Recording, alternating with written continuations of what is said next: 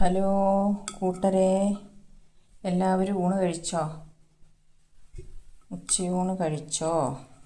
എന്താ ഞാൻ നല്ല ഉപ്പുമാങ്ങ കറിയാണ്.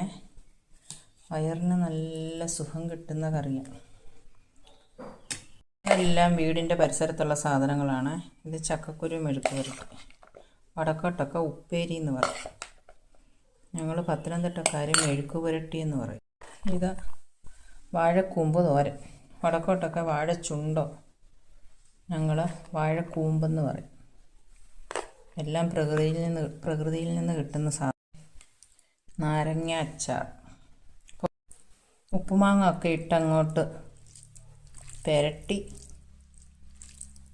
ഉപ്പുമാങ്ങ കറിയുടെ ടേസ്റ്റ് അറിയണേലേ ആദ്യം കറി മാത്രം ചോറിനകത്തിട്ട് ഇളക്കിയിട്ടേ ഇങ്ങനെ അങ്ങോട്ട് ഉരുട്ടി ഒരു പിടി അങ്ങ് പിടിക്കണം. അപ്പോൾ ഓക്കെ.